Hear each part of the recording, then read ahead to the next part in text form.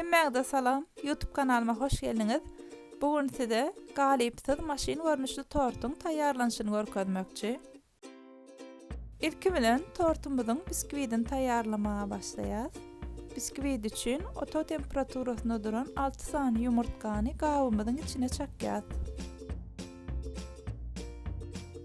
Üstüne bir stakan şeker goşýar. Stakanyň ölçegi 200 milimlik stakan. Gaýnap duran suwly gabyň üstüne yumurtkaly gabymyzy goýup elimizi aýyrman, şeker ereýänçe gowy edip garşdyrýar. Elimizi aýyrsak, garmagy goýsak yumurtkamyz bişip biler. Hem şeker eremeli hem de yumurtkamyz birazajyk ýylaýar. Ýylandan soňra mikseriň iň uly tizligi bilen gowy edip mikserleýär. Görşüňiz ýaly yumurtkalaryň rengi agaryp, yumurtkalarymyz goýlaşmaga başlady we şu görnüşde 10-15 minutlap gowy edip mikserlemeli. Goýuk görnüşe gelýänçe mikserleýär.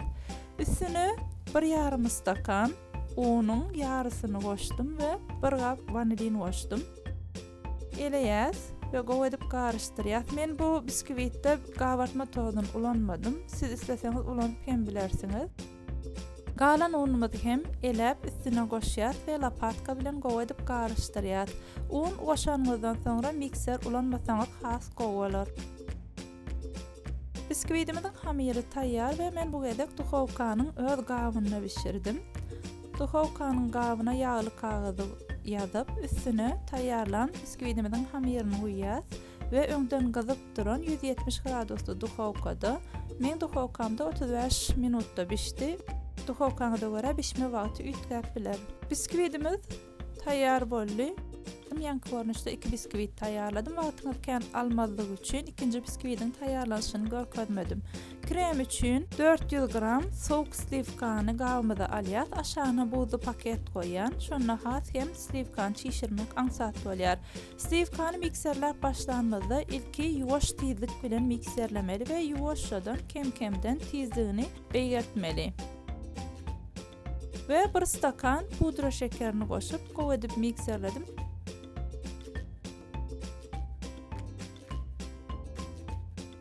Şular ýaly görnüşe gelenden soňra üstüne 150 gram krem peynir ulandım men. Krem peynirli kremler has hem tagamly bolýar. Has ardan bolsun diýseňiz krem peyniriň ýerine smetana ýagny gaýmak hem ulanyp bilersiňiz.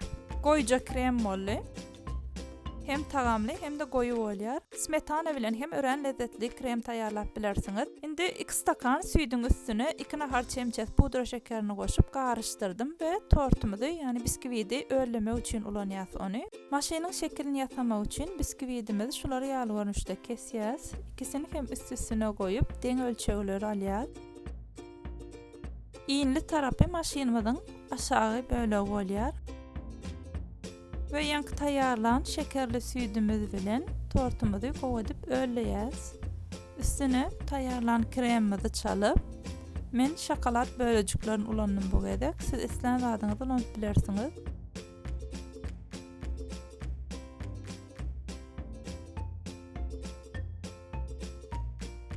İkinji bölegini hem kremlap onuň üstüne goýýas. Ve grada galan böleklerimizden, ýani tortuň böleklerinden hem maşynyň üstüni taýýarlaýar. İlk şular ýaly görnüşde kesişdirýär. Aralaryny kremlänmeden soňra gralaryny kesip ýene tekizläp oňarýar.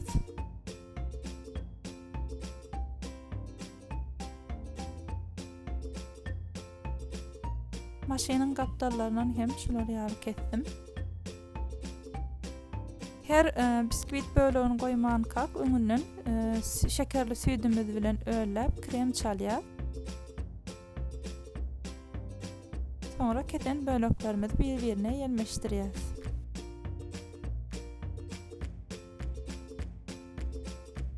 Tutuş tortu öllemek üçin men 2 stakan süýt maňa ýeterlik boldy. Siz öz ýani gowry halaýan bolsaňyz birazajyk azalyp bilersiňiz. Şu görnüşde taýýarlanymda men tortum has ýumşajyk boldy. Galan böleklerini hem şu görnüşde ýelmeşdirýär bir-birine. Maşynyň iň üstü bolýar. Her goýan tort bölegimizi süýt bilen ölleyäs. Sonra kıralarını owadanlaýas. Tutorial görnüşde men ketişdirdim. Birazajyk maşina meňdetmek üçin.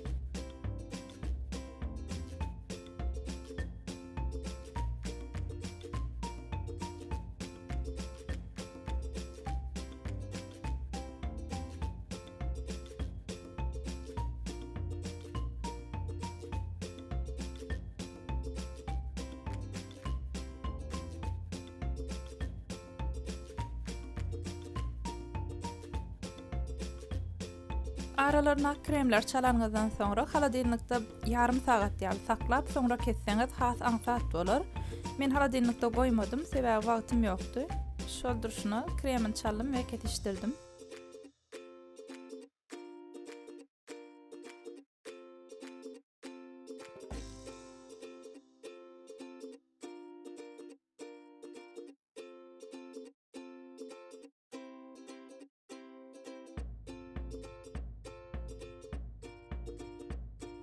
Men bu tortu oglumyň dowlan güni üçin taýýarladym.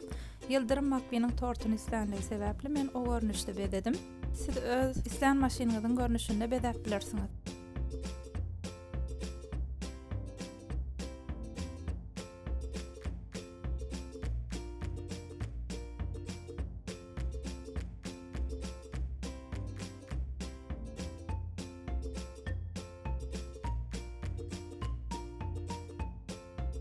Galan şekerli süýdümizi hem tortuň hemme ýerine ýaýradýar.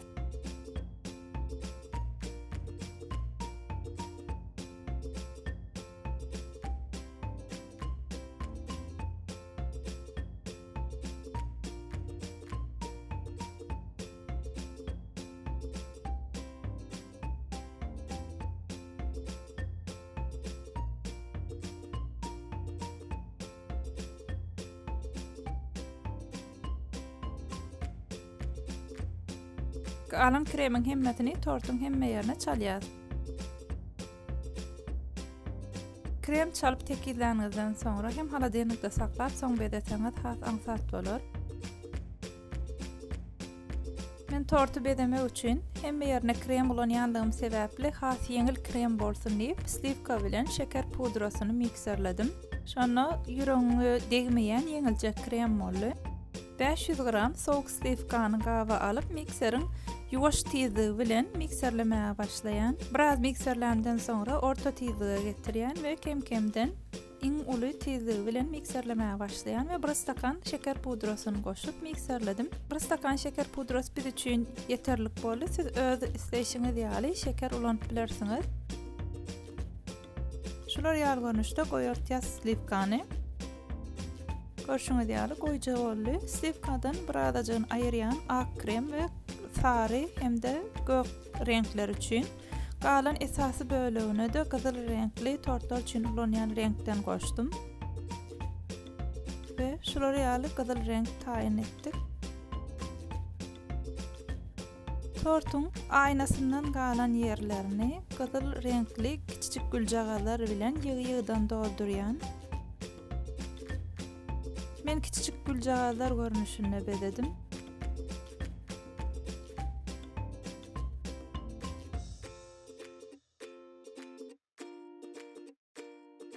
Slivkaly kremler ören tagamly bolýar, ýeňil bolýar.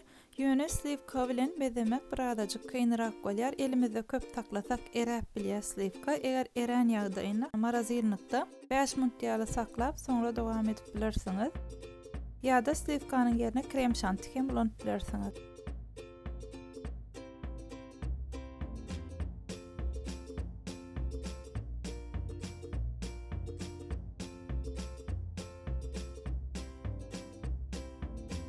Galan kremimizden maşynyň aýnalary üçin agy renkde kiçik güljagalar görnüşinde bededim.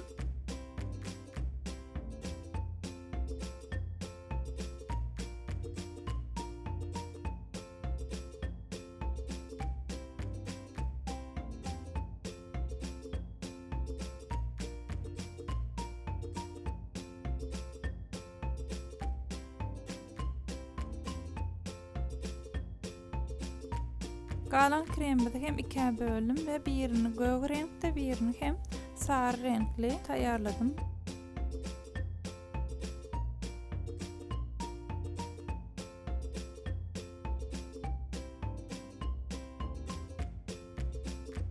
Maşynyň tekerleri üçin kakaoly gara kökelerden goýdum. Men oraya ulanyp istenlik kökeni ulanyp bilersiňiz.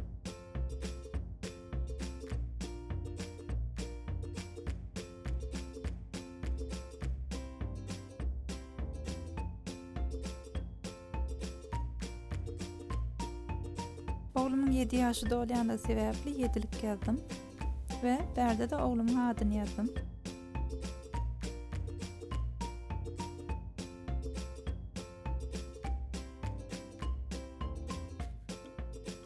Gowy renk bilen hem maşynyň göz jagallaryny, şeýle hem çyralaryny bezedim we ähli çydyklar belli bolsun diýip men çörege çalynýan şokoladdan şular ýaly paketiň içine salyp çydyklar geçirdim.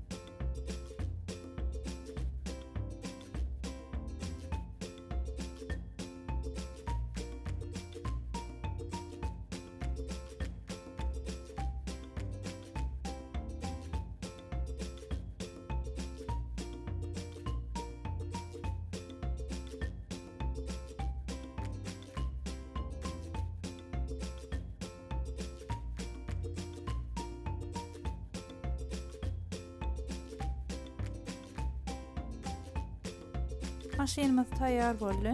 Eger tortum göwnüňize ýarahan bolsa, kanalyma agza bolup laýyk bassaňyz, ören hoşal bolardym. Torty iň azyndan 3-4 sagat haladyňyzda goýup, soň kesip bilersiňiz.